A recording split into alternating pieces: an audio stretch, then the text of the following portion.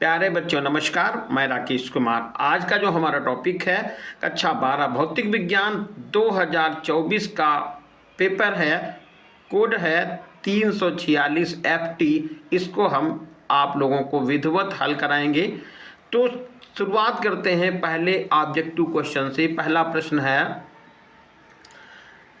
विद्युत आवेश एक छोटे आयतन में समान रूप से वितरित है। 2 सेंटीमीटर त्रिज्या के गोलीय पृष्ठ से कुल आवेश को घेरते हुए विद्युत क्षेत्र का फ्लक्स 10 वोल्ट मीटर है। 4 सेंटीमीटर त्रिज्या के गोलीय पृष्ठ पर फ्लक्स कितना होगा। देखिए यहाँ पर क्वेश्चन ये बताया है कि कोई वैद्युत आवेश है और वो छोटे आयतन में समान रूप से वितरित है, मतलब कहीं पर वो थोड़े से आयतन में रखा हुआ है। 2 सेंटीमीटर त्रिज्या का कोई घेरा इसके आसपास है, तो वैद्युत फ्लक्स का मान आपको बता दिया गया है। फिर उसी घेरे को बढ़ा दिया गया, त्रिज्या उसकी जस्ट डबल की गई है, 4 सेंटीमीटर है, तो वैद्युत फ्लक्स कितना होगा। तो ध्यान रखना है यहाँ पर वैद्युत फ्लक्स से गॉस की प्रमेय होती फाई ई बराबर क्यू अपान एप्सिलॉन नॉट। इसमें देखिए कहीं एरिया आ ही नहीं रहा है, क्योंकि दोनों पृष्ठों के अंदर ही ये आवेश रखा हुआ है। तो जब क्षेत्रफल आ नहीं रहा है तो इसका मतलब वैद्युत फ्लक्स पर कोई प्रभाव नहीं पड़ेगा और वैद्युत फ्लक्स पहले के बराबर ही रहेगा, 10 वोल्ट मीटर। और ऑप्शन यहाँ पर सही हो जाएगा पहला, फर्स्ट, 10 वोल्ट मीटर। अगला क्वेश्चन सेकंड पार्ट है, एक गतिशील आवेश उत्पन्न करता है।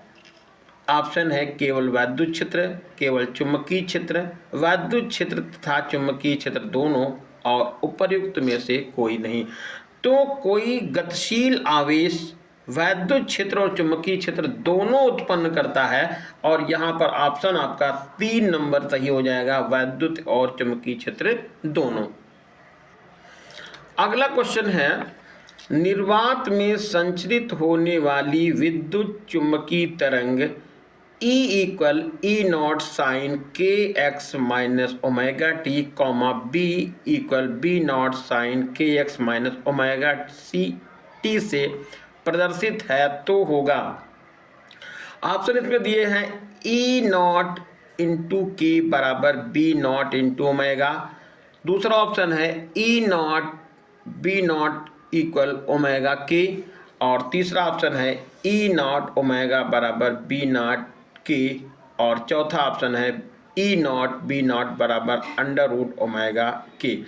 देखिए फार्मूला होता है C बराबर E0 अपान B0 और वेग होता है ओमेगा अपान के। तो यहाँ पर आप देखिए, तो C0 अपान E0 अपान B0 लिखेंगे तो ये हो जाएगा E0 अपान B0, और ओमेगा अपान के ये हो गया C यानी प्रकाश की चाल। तो ऑप्शन नंबर फर्स्ट ही सही हो जाएगा, E0 इंटू के बराबर B0 into omega. Question number घाखंड है अगला,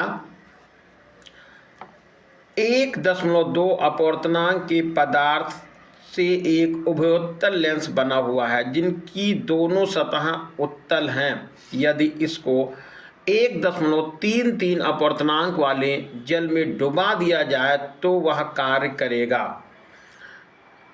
तो यहाँ पर ध्यान ये रखना है, देखिए कांच के पदार्थ का अपवर्तनांक है 1.2, और जब इसको माध्यम में रखा गया है उसका अपवर्तनांक है 1.33, यानी कि माध्यम का अपवर्तनांक ज़्यादा है और लेंस के पदार्थ का अपवर्तनांक कम है। यदि ऐसी कहीं कंडीशन होती है तो लेंस की प्रकृति बदल जाती है, और प्रकृति ये यहाँ पर लेंस कैसा है, उभयोत्तल लेंस यानी उत्तल लेंस दोनों बताया है, तो ये अवतल लेंस की तरह कार्य करेगा। और ऑप्शन यहाँ पर है एक अभिसारी लेंस की तरह, ये गलत हो गया है, एक अपसारी लेंस की तरह ये सही है, क्योंकि अवतल लेंस की तरह कार्य करेगा और अवतल लेंस अपसारी लेंस होता है। अगला ऑप्शन है E बराबर P इंटू सी में E ऊर्जा है, P संवेग है, ये समीकरण लागू होता है इलेक्ट्रॉन तथा फोटॉन के लिए, परंतु फोटॉन के लिए नहीं।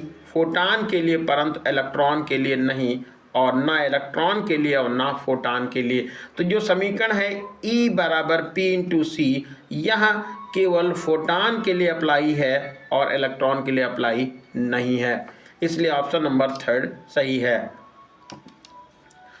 क्वेश्चन लास्ट है इसमें, पीएन संधि में विसरण धारा का मान अपवाह धारा से अधिक होता है यदि संधि संयोजित है अग्रदिशिक बायस में, पश्च दिशिक बायस में, और कोई भी बायस नहीं है, किसी में भी नहीं है। तो ध्यान ये रखना है, देखिए यहाँ पर विसरण धारा का मान जो है अपवाह धारा यानी विसरण धारा का मान ज़्यादा तभी होगा जब वह अग्रदिशिक बायस में जोड़ा जाएगा। तो इसलिए यहाँ पर ऑप्शन नंबर 1 सही है। अब पार्ट सेकंड में देखिए क्वेश्चन नंबर 2 का क खंड, विशिष्ट चालकता एवं अपवाह वेग Vd में संबंध के लिए समीकरण बताइए। तो विशिष्ट प्रतिरोध के व्युत्क्रम को विशिष्ट चालकता कहते हैं। तो यहाँ पर हम लिख सकते हैं सिग्मा बराबर इनको विशिष्ट चालकता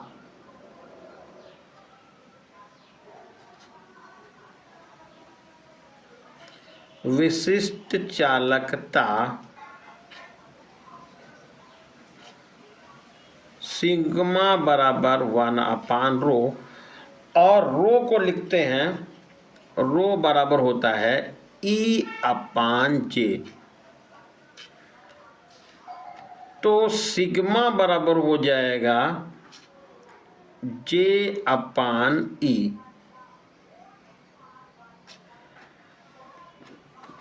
अब J यहाँ पर धारा घनत्व है, J बराबर होता है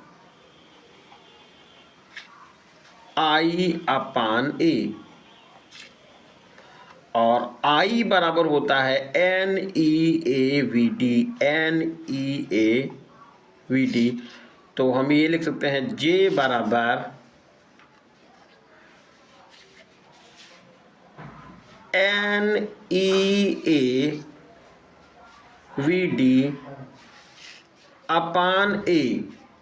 तो A से कट गया, तो J बराबर NeVD, इसलिए सिग्मा बराबर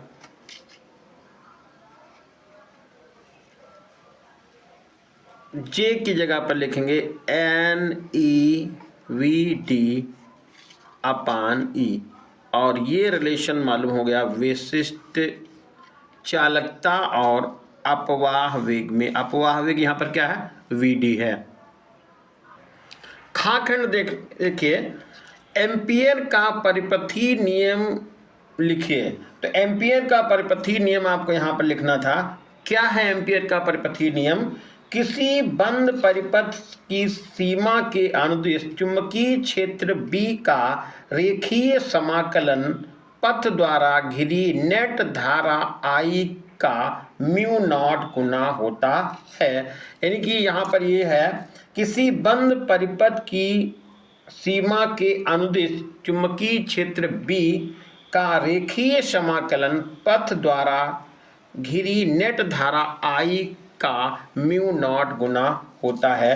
तो इसको हम कथन के रूप में इस तरह से भी लिख सकते हैं। तो ये आपने लिख दिया, और ये है B vector into DL vector बराबर आएगा μ0 इंटू I। अगला क्वेश्चन है, 1 किलोवाट घंटे का मान जूल में बताइए। तो देखिए P बराबर होता है W/T। तो W बराबर हो जाएगा P इंटू T।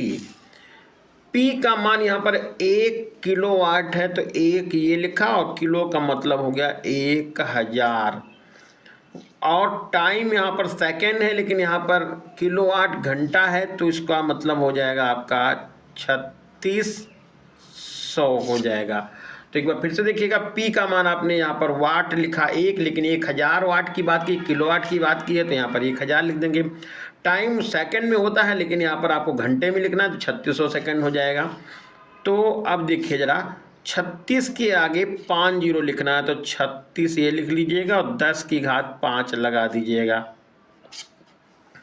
अब दशमलव यहाँ पर लगाइए और पावर एक और बढ़ा दीजिए, तो ये हो जाएगा 3.6 इंटू 10 की पावर 6, और ये जूल हो गया। और ये किस में कन्वर्ट हो गया? 1 किलो वाट के डब्लू एच, ये होता है 3.6 गुणे 10 की पावर 6 जूल हो गया। अगला क्वेश्चन है, स्वप्रेरकत्व का विमीय समीकरण लिखना है। तो पहले आपको फार्मूला लिखना होगा स्वप्रेरकत्व का। तो ये होता है फार्मूला, E बराबर माइनस एल डेल्टा आई अपान डेल्टा टी। माइनस से यहाँ पर कोई मतलब नहीं है, ये तो केवल प्रेरित विद्युत वाहक बल की दिशा को दिखाता है। तो ये हम लिखते हैं एल इंटू डेल्टा आई बराबर ई इंटू डेल्टा टी।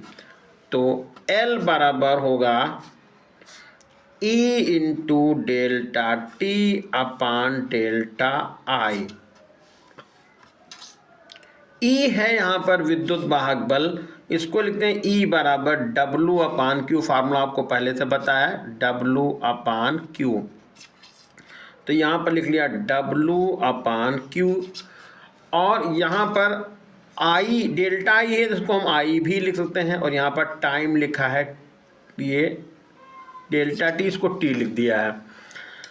अब डब्लू को लिख देते हैं एफ इंटू डी, और टाइम यहाँ पर टी है। क्यू को आई इंटू टी, और आई तो पहले से मौजूद है।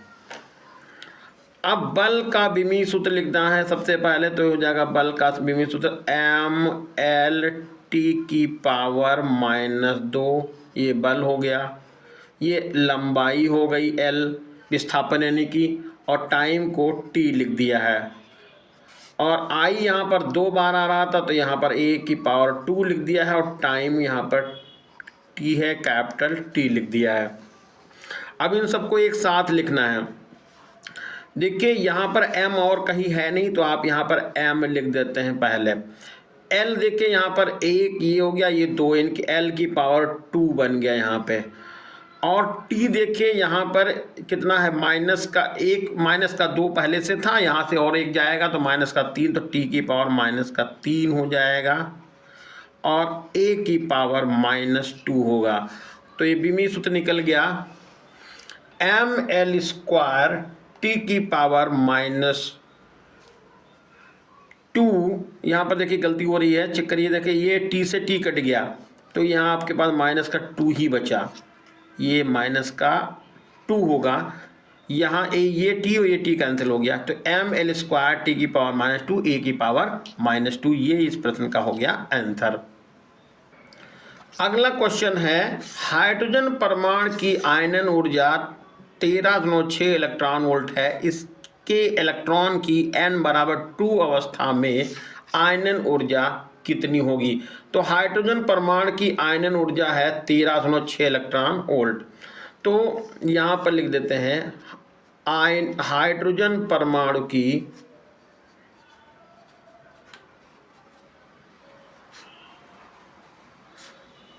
आयनन ऊर्जा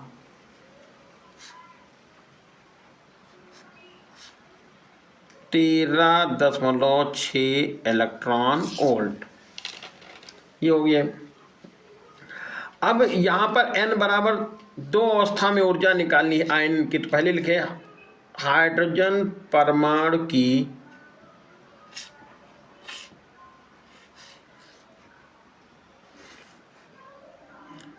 n बराबर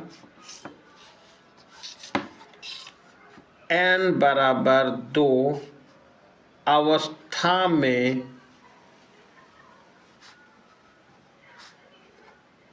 ऊर्जा बराबर, ठीक है, यहाँ माइनस लगा दीजिए। और ये है फार्मूला होता है माइनस आर सी एच अपान एन स्क्वायर होता है। तो ये 13.6 ये लिख लीजिए और इसको आप 2 का स्क्वायर से भाग कर दीजिए, तो हो जाएगा ये -13.6 इन अपान 4। ये हो जाएगा 4 तियाँ 12 और 4 चौके 16। तो n बराबर 2 अवस्था में ऊर्जा हो गई -3.4 इलेक्ट्रॉन वोल्ट। अब यहाँ पर आयनन ऊर्जा मान लीजिए, तो माना आयनन ऊर्जा बराबर E। तो देखिए जितनी ऊर्जा है और प्लस आयनन ऊर्जा को जोड़ दिया जाए तो टोटल ऊर्जा के बराबर हो जाएगा। तो E बराबर हो जाएगा 3.4 इलेक्ट्रॉन वोल्ट और यही हो गई आयनन ऊर्जा।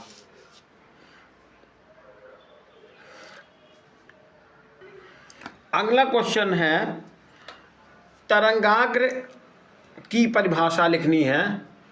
तो तरंगाग्र क्या होता है? माध्यम के वह पृष्ठ जिस पर स्थित सभी कण माध्यम की पर स्थित सभी कण समान कला में होते हैं तरंगाग्र कहलाते हैं। ऐसे कह सकते हैं माध्यम में स्थित वह पृष्ठ जिसमें सभी कण समान कला में होते हैं तरंगाग्र कहलाता है। खंड सा में देखिए दिए गए परिपथ में 10 ओम के प्रतिरोध में प्रवाहित धारा का मान बताइए जब स्विच एस खुला हो और जब स्विच एस बंद हो। दो कंडीशन है। देखिए जब ये स्विच एस खुला होगा तो ये 10 ओम का प्रतिरोध और 3 ओम का प्रतिरोध दोनों परिपथ में श्रेणी क्रम में लगेंगे। और जब ये स्विच को बंद किया जाएगा, मतलब इस यस को इसके साथ में कनेक्ट किया जाएगा, तो ये 30 ओम का प्रतिरोध परिपथ से बाहर हो जाएगा, केवल 10 ओम का प्रतिरोध ही लगेगा। तो इसमें पहली कंडीशन 3 का खंड, पहली शर्त जब स्विच एस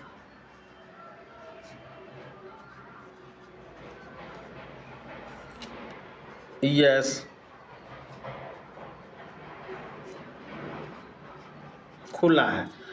तो जब स्विच यस खुला होगा तो परिपथ का कुल प्रतिरोध, परिपथ का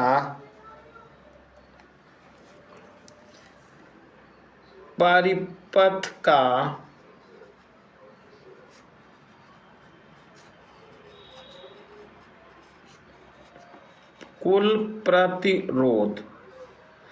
अब 10 ओम और 30 ओम तो ये जुड़ जाएगा श्रेणी क्रम में, तो 10 और प्लस 30 जोड़ेंगे, ये हो जाएगा 40 ओम। V पहले से दिया हुआ है, V का मान है 20 वोल्ट। धारा पता करिएगा, इसलिए धारा I बराबर V बटा R और V का मान आएगा 20 और R का मान आएगा 40। भाग कर देंगे तो 1/2 हो जाएगा या 0.5 एम्पियर, 0.5 एम्पियर। इसलिए 10 ओम प्रतिरोध में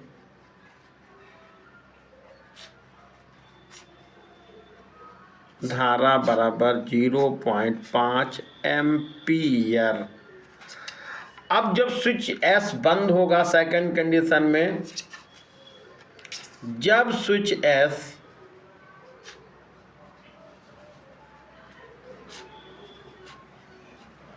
बंद होगा, बंद होने पर ये 30 ओम का जो प्रतिरोध है प्रभावहीन हो जाएगा। तो यहाँ पर I बराबर हो जाएगा सीधे सीधे V अपान R और V की जगह पर लिख देंगे 20 और R का मान हो जाएगा 10। भाग कर देंगे तो 40, ये आपका 2 आ जाएगा।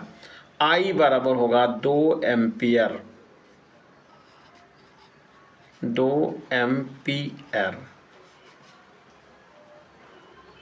अगला क्वेश्चन है एकीकृत परमाणु द्रव्यमान AMU की समतुल्य ऊर्जा परिकलित कीजिए। तो देखिए सबसे पहले ये देखें कि एक AMU किसके बराबर होता है। तो एक AMU बराबर होता है कार्बन परमाणु C612 के द्रव्यमान के 12वें भाग के बराबर होता है। और C612 का जो द्रव्यमान होता है वो होता है 12।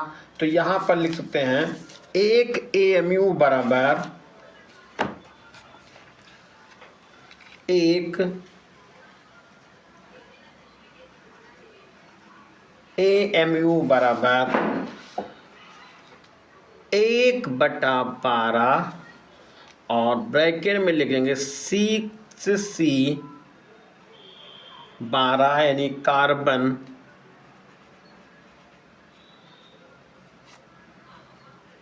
परमाणु का द्रव्यमान,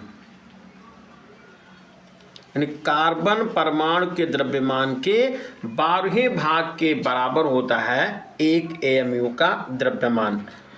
तो यहाँ पर ये लिख देंगे कितना, ये 12 ग्राम, तो ये हो गया। और इसको आपको भाग करना है कितने से, 12 से। तो अब यहाँ पर ये अवोगाद्रो संख्या आप लिख लीजिए n। तो ये अब भाग करिएगा तो 1/n ग्राम के बराबर हो जाएगा एक AMU बराबर। तो एक AMU बराबर हो गया, एक AMU बराबर 1/n ग्राम।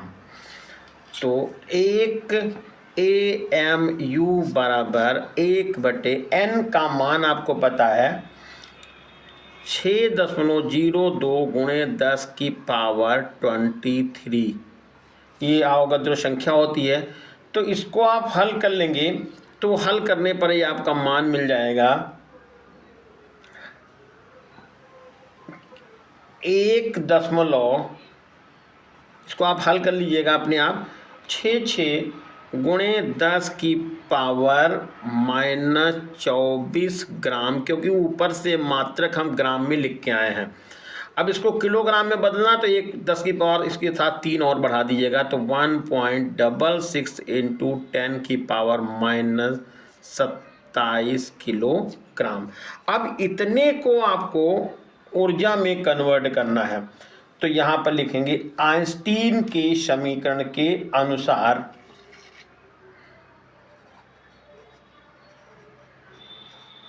आइंस्टीन के समीकरण से, तो आइंस्टीन का समीकरण होता है डेल्टा E या E बराबर m/c²। तो डेल्टा E की जगह पर आप डेल्टा E लिख जाइएगा। m का मान 1.66 इंटू 10 की पावर -27, तो ये हो गया। और c है प्रकाश की चाल, 3 गुणा 10 की पावर 8 और 3 गुणा 10 की पावर 8, 2 बार इसको गुणा कर लेंगे। इसको पूरा हल करेंगे तो यहाँ पर जो मान निकल जाएगा वो डेल्टा E का मान निकलेगा। इसको देखिए यहाँ पर 16×9 = 144 यानी लगभग एक 1.49 और इंटू 10 की पावर हो जाएगा -10 जूल। ये आप कैलकुलेशन करिएगा। देखिए 1.66 का 9 से गुणा करेंगे और गुणा करने के बाद जितना है उसको लिख लेंगे। और ये 16 पावर प्लस की हुई 27 हो गई माइनस की, तो ये बचेगा -11, फिर दशमलव हटा दीजिएगा, एक अंक खिसकाइएगा और आपका ये आंसर आ जाएगा। अब इसको जो तुमको बदलना है तो इतने हम, क्योंकि यहाँ पर समतुल्य ऊर्जा निकालनी तो ये जूल में निकल जाएगा। आप यहाँ पर आंसर भी लिख सकते थे इतने जूल में, लेकिन इसको आप मिलियन इलेक्ट्रॉन वोल्ट में बदलना चाहें तो ये लिख सकते हैं डेल्टा E बराबर 1.49 इंटू 10 की पावर -10, और इसको आप भाग करिएगा इलेक्ट्रॉन के चार्ज से तो हो जाएगा 1.6 गुणा 10 की पावर -19। और इसको जो पूरा आप कैलकुलेशन करेंगे तो ये बदलेगा आपका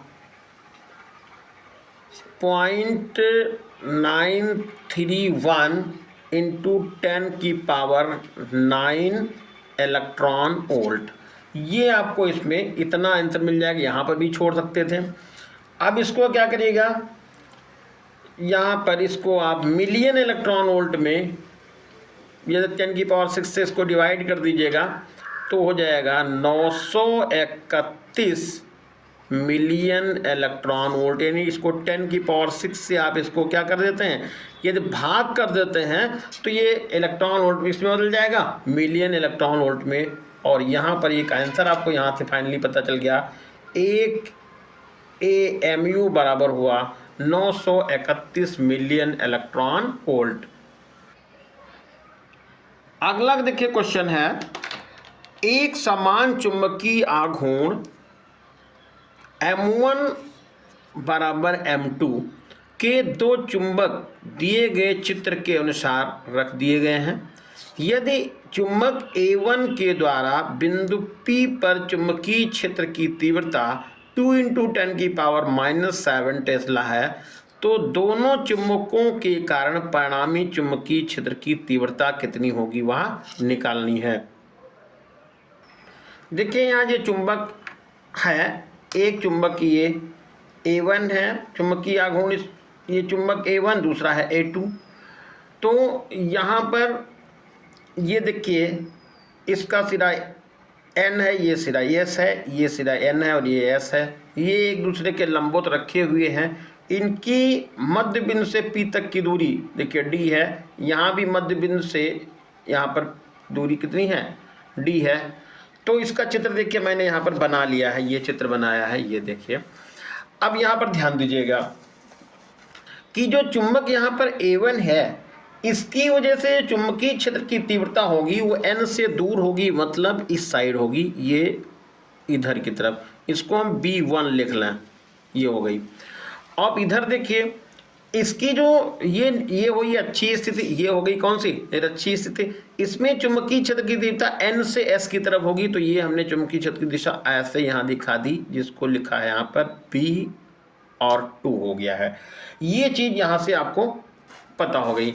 अब क्वेश्चन में देखो दिया था, यहाँ पर ध्यान दीजिएगा, चुंबक A1 के कारण बिंदु P पर चुंबकीय क्षेत्र की तीव्रता ये है 2 × 10⁻³ टेस्ला। तो यहाँ पर देखिए B1 दिया था, तो B1 बराबर आएगा 2 × 10⁻³ टेस्ला। ये हो गया टेस्ला, ये आ गया।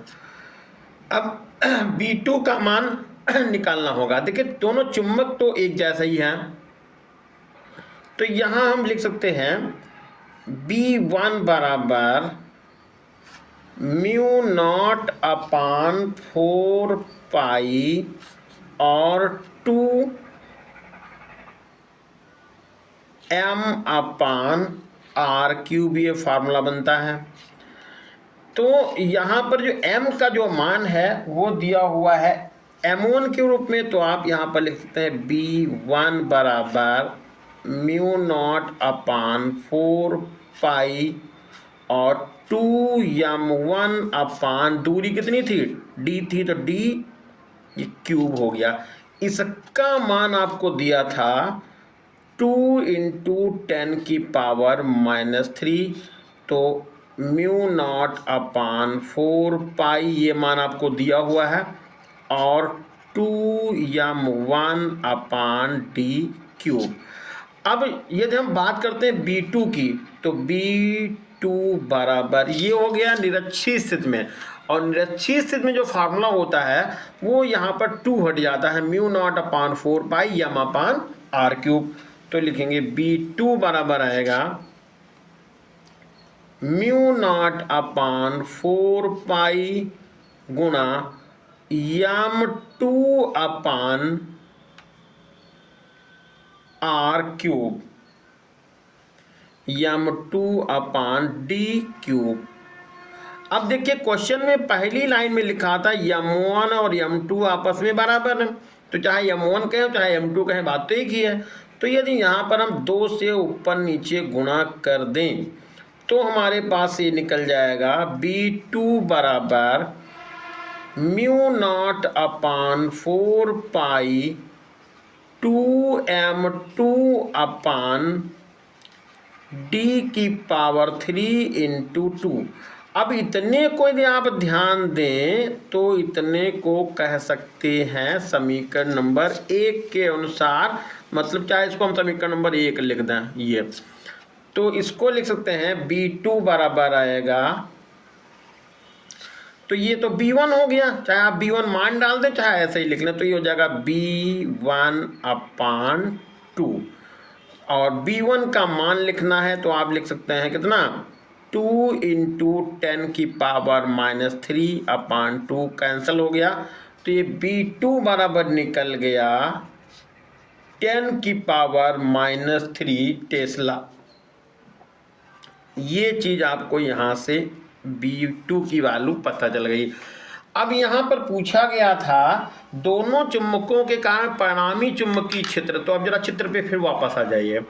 यहाँ पर इन दोनों के बीच में कोण है 90 अंश का, तो परिणामी चुंबकीय क्षेत्र का फार्मूला लगाएंगे B बराबर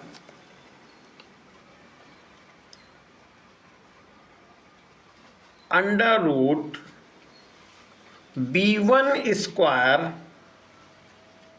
प्लस B2 स्क्वायर।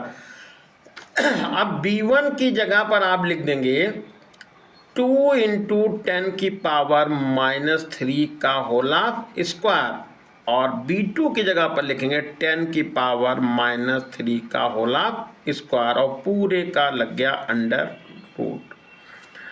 तो अब यहाँ पर ध्यान दीजिए, जब इसको खोलेंगे तो हो जाएगा 4 इंटू 10⁻⁻6 और प्लस 10⁻⁻6।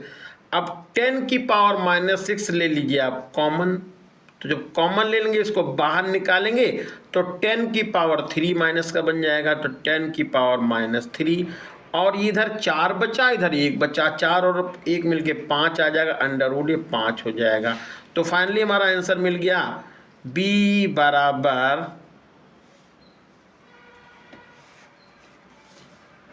√5 गुणा 10⁻³ टेस्ला, और ये इस प्रश्न का हो गया आंसर। अगला क्वेश्चन है, सिलिकॉन पीएन संधि डायोड में 20 वोल्ट का अग्र विभव लगाने पर उत्पन्न अग्रधारा 10 मिली एम्पियर हो तो अग्र प्रतिरोध ज्ञात कीजिए। तो यहाँ पर देखिए V का मान दिया हुआ है, तो V बराबर हो गया अग्र वोल्टेज 20 वोल्ट और अग्र धारा I बराबर हो गई 10 मिली एम्पियर, तो इसको आप बदल लीजिएगा 10 इंटू 10⁻³ एम्पियर, ये हो गई। तो फार्मूला होता है V = I इंटू R, तो R बराबर हो जाएगा V अपान I। V का मान आएगा 20 वोल्ट और I का मान है 10 गुणा 10⁻³ 10 से काट देंगे तो ये 2 हो जाएगा, 10⁻³ ऊपर चला जाएगा, तो 10 गुणे 10⁻+3 और इतने ओम आंसर आपका मिल जाएगा। अगला खंड दा है, इसमें चौथे का पहला क्वेश्चन है, एक समान चुंबकीय क्षेत्र में रखे वैद्युत ध्रुव पर लगने वाले बल आघूर्ण का व्यंजक प्राप्त करना था, तो आपको ये डेरिवेशन करना था। फिर अगला क्वेश्चन है, 12 सेंटीमीटर त्रिज्या के वृत्ताकार धारावाही कुंडली के केंद्र में उत्पन्न चुंबकीय क्षेत्र की तीव्रता B बराबर 0.5 इंटू 10⁻⁴ टेस्ला कुंडली के तल के लंबवत ऊपर की तरफ है। कुंडली में प्रवाहित धारा का मान और दिशा बताइए। पहले कुंडली की त्रिज्या दे रखी है, तो R बराबर लिखेंगे, R बराबर ये है 12 सेंटीमीटर। इसको बदल लेंगे तो हो जाएगा 12 गुणा 10 की पावर -2 मीटर हो गया। चुंबकीय क्षेत्र की तीव्रता है B बराबर 0.5 इंटू 10 की पावर -4 टेस्ला। धारा का मान निकालना है, दिशा भी निकालनी है, तो पहले धारा का मान निकालें। तो आएगा B बराबर μ0/2I/R। वृत्ताकार धारावाही लूप के कारण केंद्र पर उत्पन्न चुंबकीय क्षेत्र B बराबर होता है μ0/2I/R। तो 0.5 इंटू 10 की पावर -4 और इसकी जगह पर आएगा 4 पाई इंटू 10 की पावर -7 और अपान हो जाएगा 2। आई का मान पता नहीं है और आर की जगह पर लिख देंगे आप यहाँ पर 12 गुणा 10 की पावर -2। दशमलव हटा के यहाँ पर एक 0 बढ़ा लीजिएगा। अब कैंसिल कर दीजिएगा तो ये कैंसिल हो जाएगा, 2 का पहाड़ा 2 में चला जाएगा इधर से। तो अब ये 5 दूनी 10 हो जाएगा और 2 छाक 12 हो जाएगा। अब यहाँ पर जो मान बचा है तो आएगा I इंटू पाई, ये वाला मान, और गुणे 2 भी है यहाँ पे, I इंटू ये यहाँ का 2 बचा है भी है, तो 2 इंटू 10 की पावर -7, 2 इंटू 10 की पावर -7 इंटू I बराबर ये 6 ये हो जाएगा और 10 की पावर -4 और 10 की पावर -2। तो I बराबर हो जाएगा, यहाँ पर देखिए पाई भी छूट रहा है, ये यहाँ पर मैंने चलो पाई को पहले ही लिख दिया है आता है। तो I बराबर आएगा 6 गुणा 10 की पावर -6 बटा 2 गुणा 22 और बटा 7 ऊपर पहुँचाइए और गुणा 10 की पावर -7 ये हो गया। ज़रा फिर से चेक करिएगा। तो I बराबर हो जाएगा 6 गुणे 10 की पावर -6 और बटे में आएगा 2 और 22 बटा 7 ऊपर चला जाएगा, 10 की पावर -7 हो जाएगा। 2 से यहाँ काटेंगे तो 2 तियाँ यहाँ पर 6 कट जाएगा, ये 3 हो जाएगा। अब कुछ कट रहा नहीं है तो 7 तियाँ 21 हो जाएगा। 21 गुणा 10 की पावर -6 और प्लस का 7 बटे हो गया 22। घटा देंगे तो प्लस का 1 बचेगा, तो 210 बटा 22 हो गया है। तो भाग कर देंगे 210 को 22 से, तो 210 को आप 22 से करें भाग, तो ये आपका हो जाएगा 8-9 बार लगा दीजिएगा,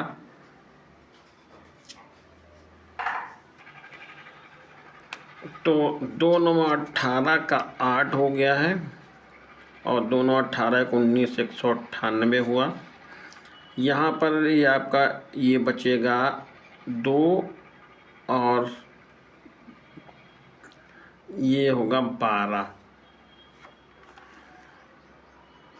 दशमलव लगाएंगे 0 हो जाएगा, इसको 5 बार लगा दीजिए तो आंसर आपका मिलेगा 9.5 एम्पियर।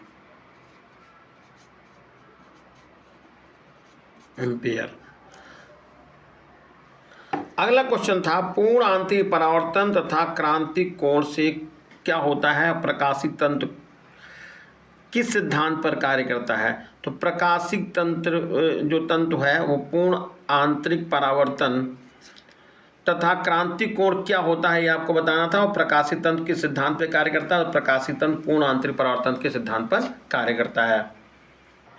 अगला क्वेश्चन है, ये परिपथ बना था और जो कि मैंने बना लिया है, एक सेले लगा रखा 3 वोल्ट का, एक सेले लगाया 2 वोल्ट का, एक सेले 1 वोल्ट का लगा रखा है। ये प्रतिरोध दिखा है 1 ओम, 1 ओम और 1 ओम, और आपसे पूछा गया है ए बी के मध्य विभवांतर कितना होगा।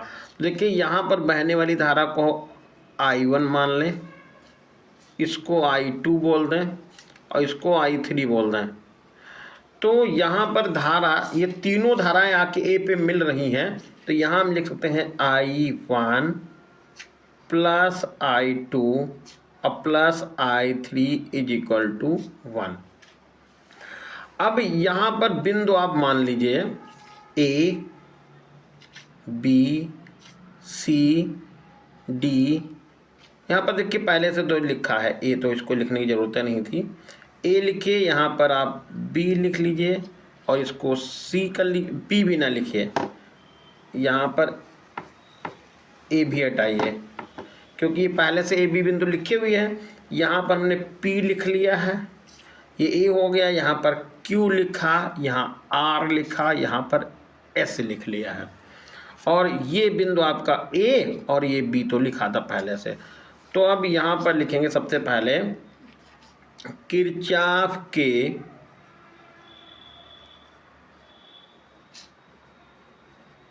द्वितीय नियम से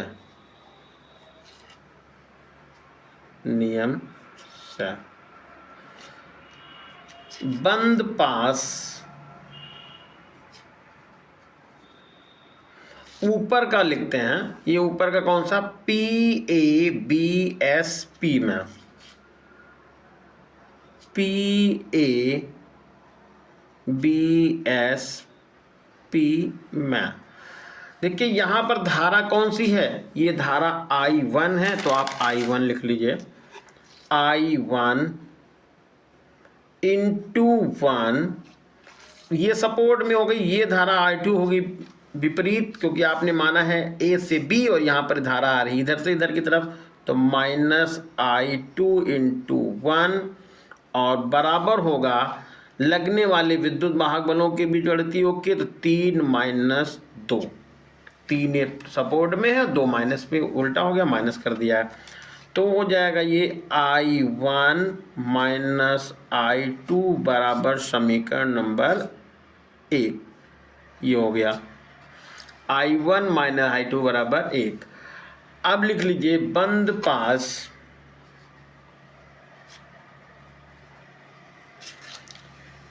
ए क्यू आर बी ए में, A Q R B A नीचे वाला ऐसे, तो हो जाएगा I2 into 1 minus I3 into 1 is equal to 2 - 1, क्योंकि यहाँ पर I2 जो सेल है, ये वाला सेल जो I2 धारा दे रहा है सेकंड नंबर, ये सपोर्ट में धारा दे रहा है और ये अपोजिट दे रहा है, इसलिए इसको माइनस किया है, तो ये हो जाएगा I2 माइनस I3 बराबर हो जाएगा यहाँ पर 1। ये समीकरण नंबर हो गई आपकी। इसको चलिए इसको फर्स्ट लिख लें, इसको सेकंड, इसको थर्ड लिख लें, ऐसे कर लें। अब यदि यहाँ पर हम समीकरण सेकंड और थर्ड लिख लें थर्ड से, तो आएगा I1 minus I2, I1 minus I2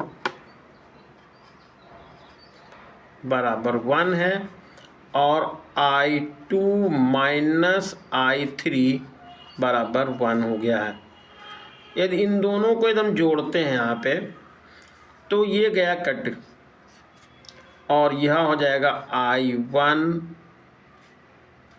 minus I3 बराबर 2 हो जाएगा, I1 माइनस I3 बराबर 2। ये समीकरण नंबर हो गई 4। अब देखिए I1 यहाँ पे समीकरण 4th एंड 1st से, तो I1 plus I2 plus I3 बराबर कितना हो गया है 0। और यहाँ पर लिख सकते हैं I1 माइनस I3 बराबर ये हो गया 2। इसको आप हल कर लें तो ये गया कैंसिल हो, तो आ जाएगा 2I1 प्लस I2 बराबर 2। अब I1 और I2 के रूप में समीकरण आपको समीकरण नंबर 1 लिखिए, देखिए ये समीकरण नंबर 2 में देखिए ये तो अब इसके नीचे हम समीकरण लिख लेते हैं 2, तो I1 माइनस I2 बराबर है 1, जोड़ दिए कैंसिल हो गया, तो आएगा 3I1 बराबर होगा 3, तो कैंसिल हो जाएगा, I1 का मान निकल गया 3। I1 का मान कितना आया 3/3 यानी तो 1। I1 का मान 1 एम्पियर मालूम हो गया, 1 एम्पियर I1 यहाँ से पता चल गया। तो I1 माइनस I3 बराबर 2 है, तो I1 की जगह पर कितना लिख लें, तो देखिए हम ना भी लगाना चाहें तो बस हो जाएगा यहीं पर बस। अब समझिए, देखिए यहाँ पर जो विभवांतर होगा वो तीनों सेलों का कॉमन होगा, ये तीनों सेलों का, क्योंकि तीनों सेलें जुड़ी हुई हैं समांतर क्रम में, तो तीनों सेलों का विभवांतर कॉमन हो जाएगा। I1 आपको मालूम हो गया, तो इसलिए ये जो है 3 वोल्ट के सेल के बीच में जो विभवांतर होगा वही तीनों के बीच में समान आएगा, इसलिए PS के बीच विभवांतर, यहाँ पर देखिए PS दिख रहा आपको, ये PS, इसलिए PS के बीच विभवांतर, इसलिए PS के बीच विभवांतर फार्मूला होता है V बराबर E माइनस IR, क्योंकि ये जो 3 वोल्ट का सेल है वो धारा दे रहा है, यहाँ पर आप 3 लिख लीजिएगा, और I का मान 1 है और R का मान है 1। वहाँ से देखिए R का मान, ये इंटरनल रेजिस्टेंस जो दिया हुआ है ये कह सकते हैं ये 1 ओम दिया हुआ है, तो ये आ जाएगा आपका V बराबर 3 माइनस 1, तो V बराबर हो जाएगा 2 वोल्ट, और यही विभवांतर हो जाएगा AB के बीच में विभवांतर, इसलिए AB के बीच विभवांतर बराबर 2 वोल्ट, और ये इस प्रश्न का हो गया आंसर। अगला क्वेश्चन है अन्योन्य प्रेरकत्व की परिभाषा दीजिए। देखिए अन्योन्य प्रेरकत्व क्या है, दो कुंडलियों के बीच अन्योन्य प्रेरकत्व गुणांक, जिसको आप M कहते हैं, उस गुणांक किसी कुंडली के चुंबकीय फ्लक्स ग्रंथिकाओं की संख्या के बराबर होता है जबकि दूसरी कुंडली में एकांक धारा प्रवाहित हो रही हो, या हम इसको ऐसे भी बोल सकते हैं, दो कुंडलियों के बीच अन्योन्य प्रेरण गुणांक किसी एक कुंडली में उस प्रेरित विद्युत वाहक बल के बराबर होता है या संख्यात्मक मान के बराबर होता है जबकि दूसरी कुंडली में एकांक धारा प्रवाहित की हो, एकांक धारा परिवर्तन हो रहा हो। यहाँ इसका फार्मूला बनता है M बराबर -E2 अपान डेल्टा I1 अपान डेल्टा T। तो हम ऐसे कह सकते हैं किसी कुंडली दो कुंडलियों के बीच अन्योन्य प्रेरण गुणांक उस प्रेरित विद्युत वाहक बल के बराबर होता है जो दूसरी कुंडली में प्रेरित विद्युत वाहक बल के बराबर होता है जबकि प्राथमिक कुंडली में एकांक धारा परिवर्तन हो रहा हो, यानी कि delta I upon delta T का मान 1 हो तो M का मान E2 के बराबर होगा। अब यहाँ पर जो सिद्ध करना था वो हेनरी अपान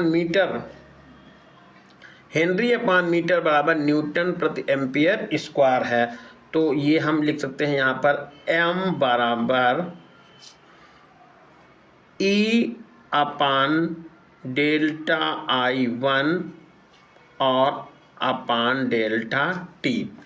अब देखिए यहाँ पर जो सिद्ध करना था वो सिद्ध करना था हेनरी अपान मीटर तो यदि हम दोनों साइड मीटर से भाग कर दें तो ये हो जाएगा m/l लिख लिया, और बराबर हो जाएगा E into delta T upon delta I into L हो गया।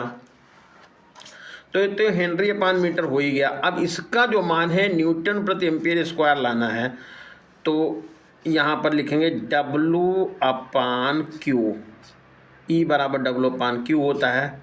ये टाइम यहाँ पर हम डेल्टा T लिख देते हैं, और यहाँ पर डेल्टा I लिख लिया है, और ये L हो गया है। बल को लिखा, ये हो गया न्यूटन, ये लिख दिया। यहाँ पर जो डेल्टा T इसका मात्रक आपने सेकेंड लिख दिया, ये हो गया। डेल्टा I का मान लिखा, यानी Q को लिखा I इंटू टी, तो हो जाएगा एम्पियर, ये हो गया, और T यानी कि सेकेंड, ये हो गया। फिर एम्पियर है तो एम्पियर, ये हो गया, और यहाँ पर आया ये हो गया मीटर। अब यहाँ पर देखिए गलती हो रही थी, W को F इंटू डी लिखते हैं तो न्यूटन मीटर लिखिए यहाँ पर, न्यूटन मीटर, और सेकंड बाद को ये लिख दीजिए यहाँ पे। अब सेकंड से सेकंड कट गया, मीटर से मीटर भी कट गया, तो इधर हमारे पास आ रहा था हेनरी प्रति मीटर बराबर न्यूटन, ये हो गया, बटे एम्पियर स्क्वायर, तो हेनरी बटे मीटर बराबर न्यूटन बटे एम्पियर स्क्वायर, यही आपको यहाँ पर सिद्ध करना था। अगला क्वेश्चन था आदर्श एमीटर और आदर्श वोल्टमीटर का प्रतिरोध कितना होता है। तो आदर्श एमीटर का प्रतिरोध 0 होता है और आदर्श वोल्टमीटर का प्रतिरोध नगण्य होता है, और ये केवल काल्पनिक है। कोई भी एमीटर ऐसा हो ही नहीं सकता है जिसका उसका जो इंटरनल रेजिस्टेंस हो या आंतरिक प्रतिरोध या प्रतिरोध हो 0 के बराबर हो। वोल्टमीटर, आदर्श वोल्टमीटर का प्रतिरोध अनंत भी नहीं हो सकता है, लेकिन आप परिभाषा के रूप में ध्यान देखेंगे तो क्या बताएंगे कि आदर्श एमीटर का प्रतिरोध 0 और आदर्श वोल्टमीटर का प्रतिरोध अनंत होता है। एमीटर तथा वोल्टमीटर को क्रमशः परिपथ के श्रेणी और समांतर क्रम में जोड़ा जाता है। एमीटर परिपथ में धारा की माप पढ़ता है, इसलिए उसको श्रेणी क्रम में लगाया जाता है, और ये वोल्टमीटर दो बिंदुओं के बीच में विभवांतर को पढ़ता है, इसलिए इसको समांतर क्रम में लगाया जाता है। अगला क्वेश्चन दिया हुआ है, एक कुंडली का प्रेरकत्व L बराबर दिया है 0.4 हेनरी, प्रतिरोध है 10 ओम, 30 हर्ट्ज 6.5 वोल्ट के प्रत्यावर्ती स्रोत से कुंडली जुड़ी हुई है। परिपथ में व्यय शक्ति, औसत शक्ति क्षय की गणना कीजिए। तो प्रेरकत्व दिया हुआ है L बराबर 0.4 हेनरी, प्रतिरोध R बराबर 10 ओम, आवृत्ति यह बराबर 30 हर्ट्ज, और वोल्टेज दिया हुआ है V बराबर 6.5 वोल्ट। अब आपको औसत शक्ति क्षय P बार निकालना है, बराबर question mark.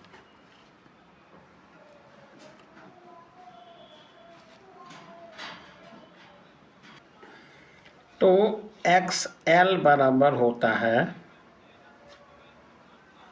Omega L, omega को 2 पाई F इंटू L लिखेंगे, 2 लिखेंगे, और पाई का मान यहाँ पर 22/7 लिख देंगे, या 3.14 लिख लीजिए, चलिए 3.14 लिख लीजिए।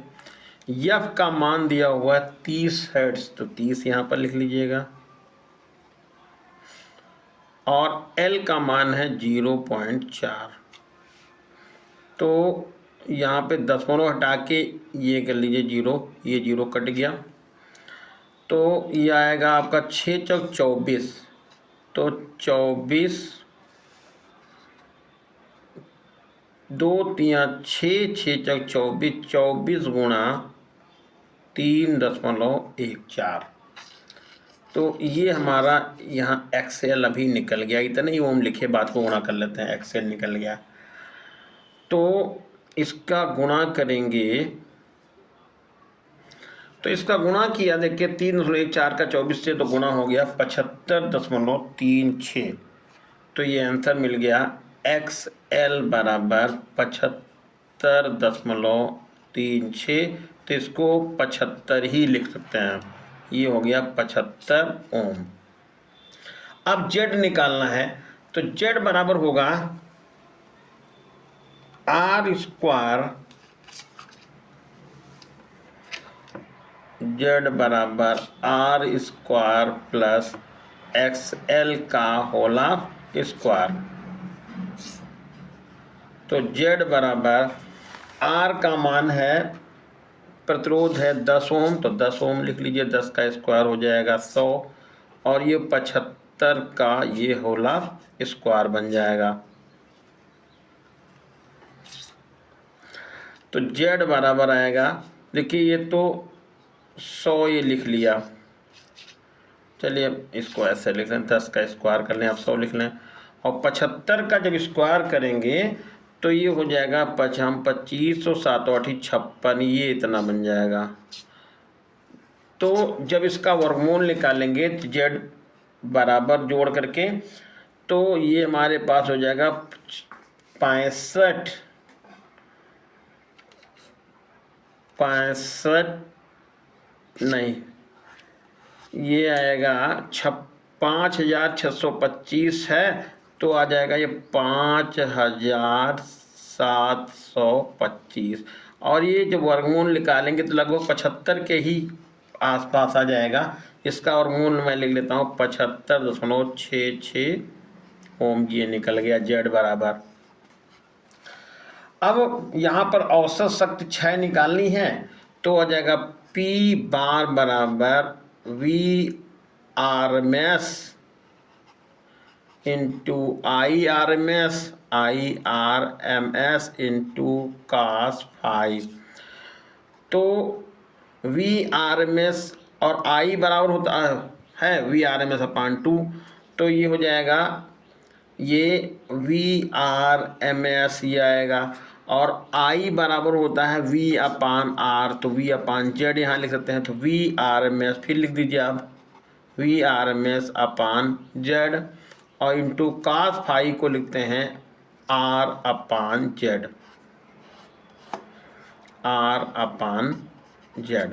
अब ये मान डाल दीजिएगा, तो 6.5 हो गया, 6.5, और ये हो गया 6.5, और Z का मान है 75.66, और R का मान है 10, R का मान था 10, और Z का मान आ गया 75.66।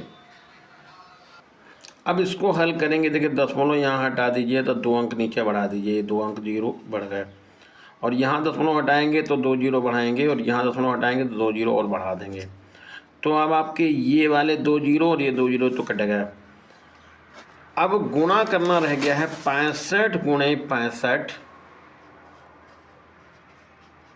गुणा 65 गुणा 1000 बटे 75 66 गुणा 75 66, इसका गुणा करना रह गया है।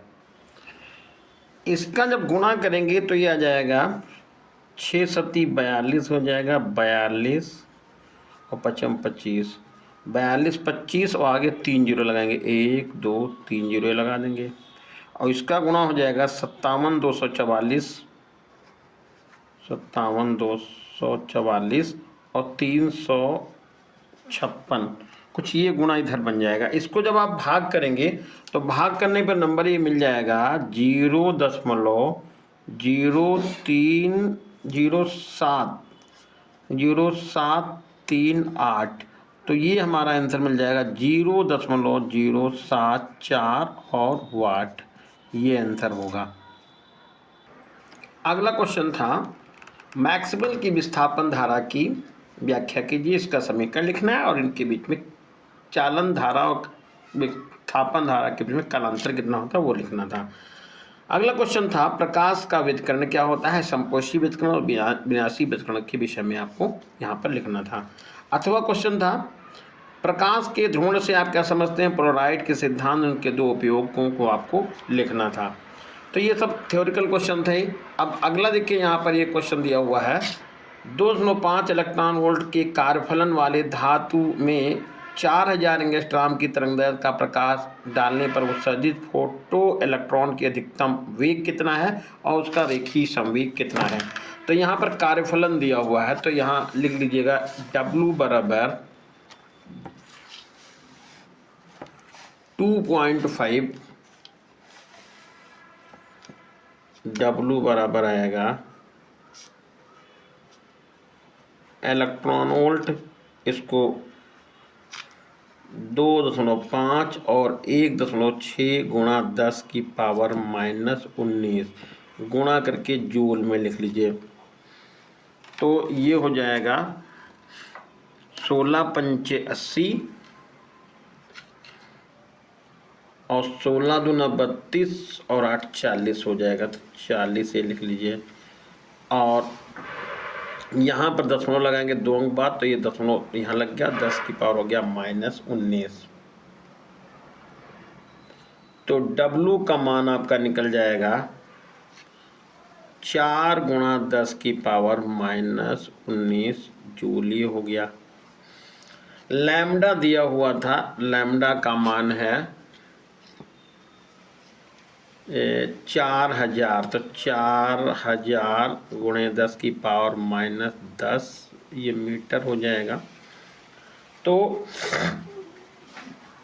आपको निकालना है फोटान का अधिकतम वेग। तो फोटान का अधिकतम वेग हाफ mv² लिख लीजिए, बराबर हो जाएगा hc/लैम्डा -w।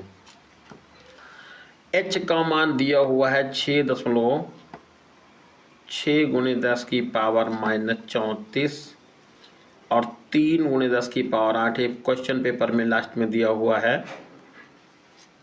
और यहाँ पर ये लैम्डा का मान आएगा 4000 गुणे 10 की पावर -10 और आगे यहाँ पर घटा करके लिख देंगे 4 गुणे 10 की पावर -19। अब इसको हल करना है, दशमलव हटा दीजिए, नीचे यहाँ पर एक 0 बढ़ा लीजिएगा। तो अब ये 2 से कट भी जाएगा, तो यहाँ पर ये 2000 हो जाएगा और यहाँ पर 3300 हो जाएगा। अब कटने वाला कहीं है नहीं, तो ये 99 इधर हो जाएगा, 99 ये लिख लीजिए, 33 या 99 और 34 में से 8 घटा देंगे तो माइनस का 26 बच जाएगा, 26 होगा। और बटे में ज़रा चेक करिए, देखिए यहाँ पर 1 2 3 और 4 0 घटाइए, 10 की पावर हो जाएगा -6।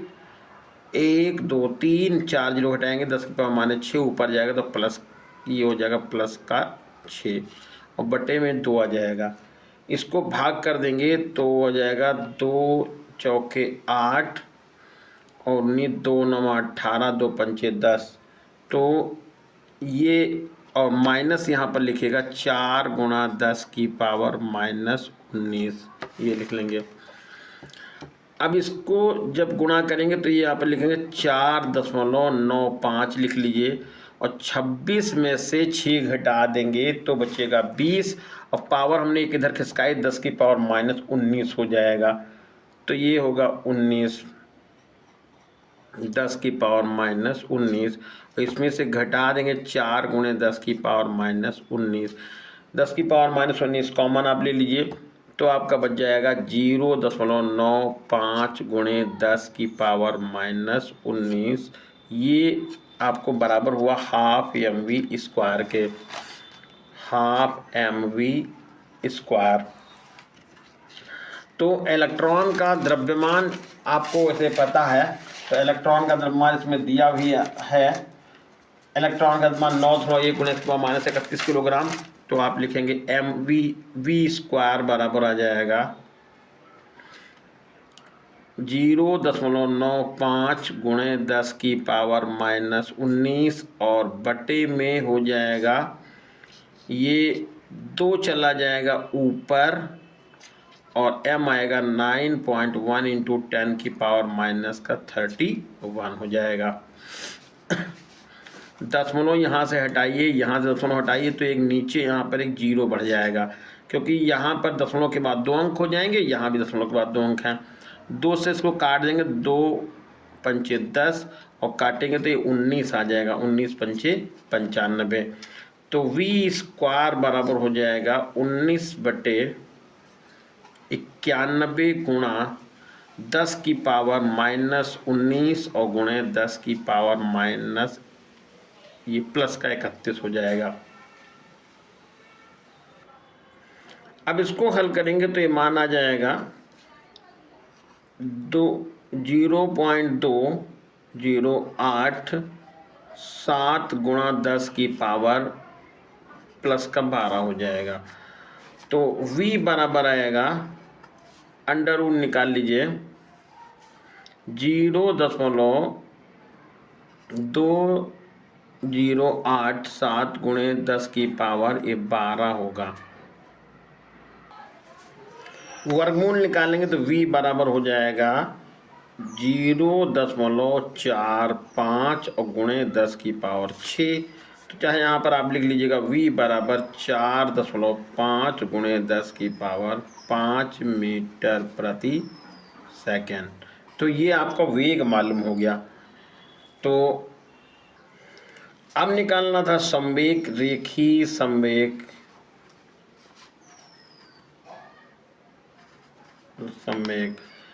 तो P बराबर होता है m × v।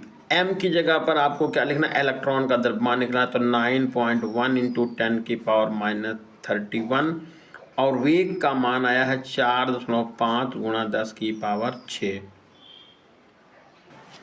अब इसका गुणा करेंगे तो ये गुणा आ जाएगा आपका 40.95 गुणे 10⁻- हो जाएगा कितना, 26, 5 21 होता है माइनस का, ये 25 और में से 6 निकाल, 25 और 6 होते हैं 31, ये निकल गया, ठीक है। अब यहाँ पर क्या करेंगे, 4.09 गुणे 10⁻26, ये आपका आंसर मिल गया है, किलोग्राम मीटर/सेकेंड। अगले खंड या में स्थिर वैद्युतिकी में गॉस के नियम को स्पष्ट लिखना था और इसकी सहायता से एक समान आवेशित पतले गोली कोश Q बराबर आवेश Q तथा त्रिज्या R के कारण वैद्युत क्षेत्र का मान खोल के बाहर, खोल के भीतर और खोल की सतह पर आपको निकालना था। अगला क्वेश्चन यहाँ पर दिया हुआ है, ये अथवा में दिए गए परिपथ में निम्नलिखित की गणना कीजिए। ये चित्र बना हुआ है और इसमें आपको परिपथ की कुल धारिता निकालनी है। 3 ओम और 2 माइक्रोफैराड वाले संधारित्र, 3 कौन सा है, ये हो गया 3 माइक्रोफैराड और 2 माइक्रोफैराड संधारित्र पर आवेश का मान निकालना था। देखिए यहाँ पर ये व्हीट स्टोन ब्रिज बना हुआ है, इसको आप P कहें, इसको Q, इसको R, इसको S कहें, तो P/Q यानी 12/6 हो जाएगा। R ये हो जाएगा 6/3, तो 12/6 ये 2 हो जाएगा और 6/3 ये भी 2 हो जाएगा। तो ये P/Q और R/S ये दोनों बराबर हैं, इसलिए ये बैलेंस है और बैलेंस होने पर ये 2 माइक्रोफैराड का जो संधारित्र है परिपथ में प्रभावहीन रहेगा। तो अब आपसे पूछा गया तो पहले कुल धारिता बतानी है, तो यहाँ पर हम लिख लेते हैं P बराबर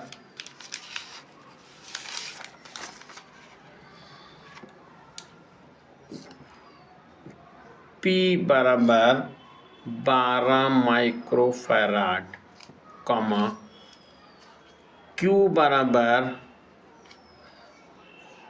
6 है, 6 माइक्रोफैराड ये लिख लीजिए। R है 6 माइक्रोफैराड और S है 3 माइक्रोफैराड। तो यहाँ पर ये लिखेंगे P/Q बराबर R/S। तो P/Q बराबर R/S। P की जगह पर ये 12 लिखेंगे, Q की जगह पर 6 लिखेंगे, R की जगह पर 6, इसकी जगह पे 3 हो जाएगा। 6 कन्ना 6, 6 दूनी 12, 3 कन्ना 3 दूनी 6, ये 2 बराबर 2 निकल गया। इसका मतलब ये हुआ कि ये व्हीट स्टोन ब्रिज है जो कि बैलेंस है। तो यहाँ पर लिख देते हैं, इसलिए ब्रिज संतुलित है। अब जब संतुलित है तो ये अतः 2 माइक्रोफैराड का संधारित्र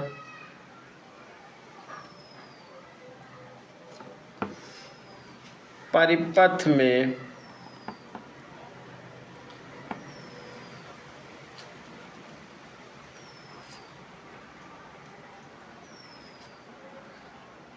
प्रभावहीन है।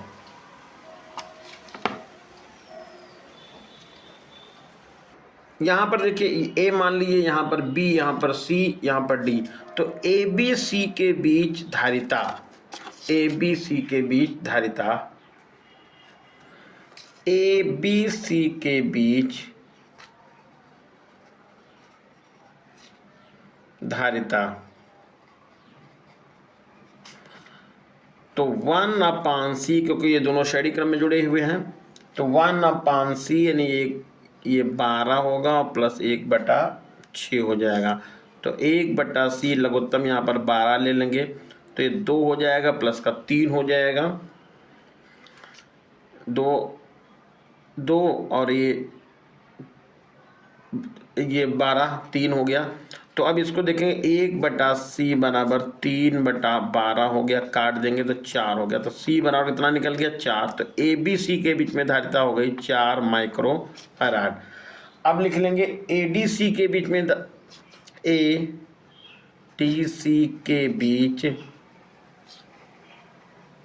धारिता तो होगा 1/C डैश लिख लीजिएगा, 1/6 और प्लस 1/3, लघुत्तम हो जाएगा 6, तो 1 + 2 हो जाएगा, ये आएगा 3/6, काट देंगे तो 1/2, यानी कि C का मान हो जाएगा 2 माइक्रोफैराड। अब ये जो दोनों जुड़े हैं, ये वाला, ये और ये दोनों समांतर क्रम में हो जाएंगे, इसलिए परिपथ की कुल धारिता ये हो जाएगा 2 और प्लस 4, दोनों को जोड़ेंगे तो आएगा कितना? 6 माइक्रोफैराड। 6 माइक्रोफैराड, ये आपको यहाँ से आंसर पता चल गया। अब इसमें ये पूछा गया 2 माइक्रोफैराड पर जो है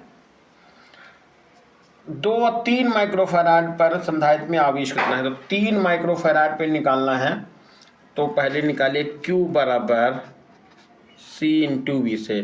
Q की जगह पे Q लिखिए, C का मान लिखिए 6 और वोल्टेज लिख दीजिए आप 10। तो Q बराबर आ जाएगा 60 माइक्रोकूलम। अब ये 60 माइक्रोकूलम का आवेश 6 और 3 दोनों पर आएगा, तो इसलिए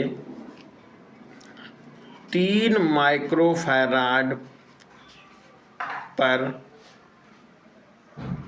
आवेश, तो 3 माइक्रोफैराड पर आवेश हो जाएगा 60 माइक्रोफैराड। ये हो गया आंसर। अब पूछा है 2 माइक्रोफैराड पर, तो यहाँ पर लिखेंगे 2 माइक्रोफैराड पर आवेश बराबर 0, क्योंकि विभवांतर उसमें 0 है। 0 क्योंकि B व D के बीच, BD के बीच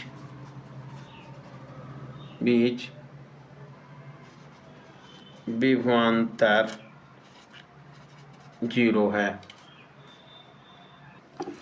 अगला क्वेश्चन है किरण आरेख की सहायता से परावर्ती दूरदर्शी के प्रतिबिंब बनने की व्याख्या करना है, अपवर्ती दूरदर्शी की विशेषताओं की तुलना करना है। फिर अथवा में है तरंगों के विवर्तन और वितरण में अंतर स्पष्ट करना है। उसके बाद अगला क्वेश्चन 8 नंबर है हाइड्रोजन परमाणु के लिए बोहर मॉडल के अवग्रहितों को स्पष्ट कीजिए और हाइड्रोजन परमाणु के लिए n=2 और n=4 के बीच में संक्रमण और उत्सर्जन स्पेक्ट्रम को भी दिखाना था। अगला जो थ्योरेटिकल क्वेश्चन है ये नाभिक की बंधन ऊर्जा से आप क्या समझते हैं। बंधन ऊर्जा में प्रतिन्यूक्लियन बंधन ऊर्जा का संगत विचरण दर्शाइए। नाभिकीय विखंडन और नाभिकीय संलयन की सहायता से विचरण की सहायता से इसकी विवेचना कीजिए। तो ये क्वेश्चन आपको थ्योरेटिकल में सब वही लिखने हैं।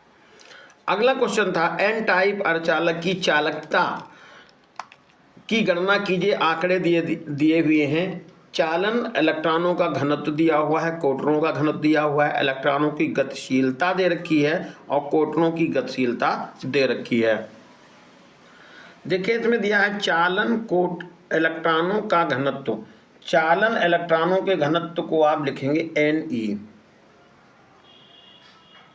Ne का मान है 8 × 10⁻13 cm⁻³ तो इसको जो है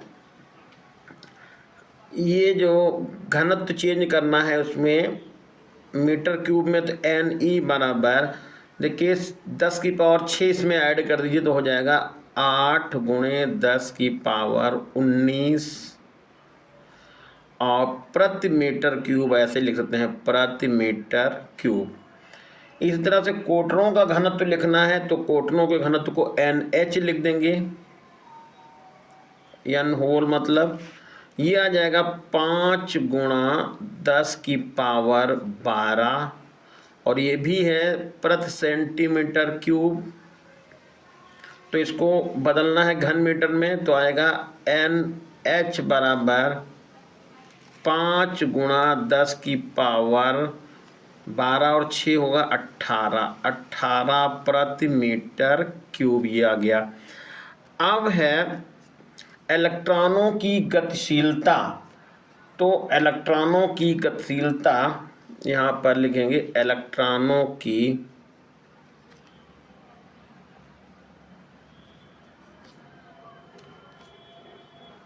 गतिशीलता, इसको लिखेंगे ये इलेक्ट्रॉनों की गतिशीलता हो जाएगी VE लिख दें और ये है इलेक्ट्रॉनों की गतिशीलता होगी μE बराबर ये है 2.3 × 10⁻⁴ सेंटीमीटर स्क्वायर है। देखिए सेंटीमीटर स्क्वायर प्रति वोल्ट सेकेंड लिखा हुआ है। तो इसको भी आप बदल दीजिए तो μE बराबर आएगा 2.3 × 10⁻⁴ सेंटीमीटर स्क्वायर है। तो इसको यहाँ पर 4 से आप गुणा कर ले तो मीटर स्क्वायर में बदल जाएगा। 10⁻⁴ यहाँ और लिख दीजिए और मीटर स्क्वायर और प्रति वोल्ट सेकेंड हो गया। तो ये आ जाएगा आपका μE बराबर आएगा 2.3 × 10⁸ मीटर स्क्वायर प्रति वोल्ट सेकेंड ये हो गया। अब है कोटरों की गतिशीलता तो μH बराबर आएगा 100 सेंटीमीटर स्क्वायर और वोल्ट सेकेंड। इसको आप बदल दिए फिर उसमें मीटर में तो 100 है तो 100 से यहाँ पर 10⁻⁴ से और गुणा कर लीजिए तो आ जाएगा ये मीटर स्क्वायर प्रति वोल्ट सेकेंड और ये आपका आंसर मिल गया μH बराबर 10⁻⁶ मीटर स्क्वायर प्रति वोल्ट सेकेंड। अब यहाँ पर जो इसकी चालकता है वो म्यू बराबर आएगा, फार्मूला म्यू बराबर होता है E into N E mu into N E और म्यू ई प्लस यहाँ पर आएगा एन एच नंबर ऑफ 4 और ये म्यू एच। तो ई बराबर यहाँ पर 1.6 गुणा 10 की पावर -19 लिख देंगे और एन ई का मान आपने निकाला है 8 गुणे 10 की पावर 19। देखिए यहाँ पे आ रहा 8 गुणे 10 की पावर 19, तो आंसर यहाँ पर गुणा करके लिखेगा 8 गुणे 10 की पावर 19 और म्यू ई का मान आ रहा है 2.3 गुणे 10 की पावर 8, ये हो गया। और प्लस ये है एन एच का मान है ये 5 गुणा 10 की पावर 12 और म्यू एच का मान है 10 की पावर 6। अब इसमें जरा ध्यान दीजिएगा, तो आ जाएगा म्यू बराबर 1.6 इंटू 10 की पावर -19। तो ये लिख लीजिए, यहाँ पर दोनों की घातें जोड़ेंगे तो 9 8 हो जाएगा 17। पहले गुणा कर लें तो 8 त्रिक 24 होता है और 8 दूनी 16 2 18 हो गया। 8 त्रिक 24 के 4 हासिल दोगे, 8 दूनी 16 2 18, तो 18 ये हो गया 0.4 और गुणे 10 की पावर हो जाएगा 9 8 17 27 ये आ जाएगा। और प्लस ये आ जाएगा 5 गुणा 10 की पावर 18, ये 18 हो गया, ऐसे लिख लीजिए। अब यहाँ पर क्या करेंगे, देखिए 10 की पावर 18 दोनों साइड कॉमन जा रहा, तो म्यू बराबर आएगा 1.6 गुणे 10 की पावर -19 और ये गुणा कर लेंगे हम 10 की पावर 18 प्लस कॉमन ले लिया, तो अंदर बचा 18.4 गुणा 10 की पावर 9 ये हो गया और प्लस का 5 हो गया, ये प्लस का 5। देखिए यहाँ पर थोड़ी सी गलती हुई है, ये एन एच का मान है 5 गुणे 10 की पावर 12 नहीं बल्कि 18 है, यहाँ पर 18 लिखे, 12 की जगह पे 18, तो ये 18 और 18 6 हो जाएंगे 24, तो ये 24 यहाँ पर आएगा 24। अब ये 24 पूरा कॉमन जाएगा, यहाँ पे 24 ही आ जाएगा, तो 18 में 4 गुणे 10 की पावर 3 बचेगा यहाँ पे और यहाँ पर 5 बचेगा, तो सिग्मा बराबर आएगा 1.6 गुणे 10 की पावर 19 में से 24 घटेगा तो ये आपका बचेगा 5, वो भी प्लस का, ठीक है। अब यहाँ जरा चेक करिए, देखिए 0.3 अंक पहले यहाँ या ऐसा करें, देखिए यहाँ पर हम लिख लें 1.84 इंटू 10 की पावर 2 कर लें और प्लस 0.05 कर लें, तो ये भी और गुणे 10 की पावर ये प्लस का 2 लिख लें, बात तो एक ही हो गई। अब यहाँ पर 10 की पावर 2 और कॉमन चला जाएगा, तो सिग्मा बराबर आएगा 1.6 इंटू 10 की पावर 5 और 10 की पावर 2 हमने कॉमन और ले लिया, तो 1.84 और प्लस 0.05 ये हो जाएगा, तो सिग्मा बराबर 1.6 इंटू 10 की पावर 7 हो जाएगा और इसको जोड़ेंगे तो हमारे पास आ जाएगा इंटू में 1.08 हो जाएगा और यह 5 और इनका 9 आ जाएगा। अब इसका हम गुणा कर लेते हैं, सिग्मा बराबर, एक बार फिर से चेक करिए, देखिए यहाँ पर दशमलव के नीचे दशमलव लिखेंगे तो यहाँ पर 5 और 4 मिलकर 9 हो जाएगा और 8 का 8 आ जाएगा, तो अब गुणा करिए यहाँ पे, और इसका जब गुणा करेंगे तो ये गुणा हो जाएगा आपका 3.026 4 और गुणे 10 की पावर आएगा 7। एक बार जरा फिर से देखिएगा, तो 1.6 1.89 का जब गुणा करेंगे तो ये हो जाएगा 3.04 024 गुणे से पावर 7, और ये विशिष्ट चालकता निकल गई। अब विशिष्ट प्रतिरोध का व्युत्क्रम ही होता है उल्टा, तो यहाँ हम लिख सकते हैं इसका मात्रक ओम मीटर, वो तो होता है मात्रक किसका, विशिष्ट प्रतिरोध का, इसका उल्टा कर दीजिएगा पावर 1 आ जाएगी। ओम मीटर इनवर्स, ये इस क्वेश्चन का हो गया आंसर। तो प्यारे बच्चों, ये आपको कैसा लगा सेशन, कमेंट करके भाई जरूर बताइएगा। धन्यवाद।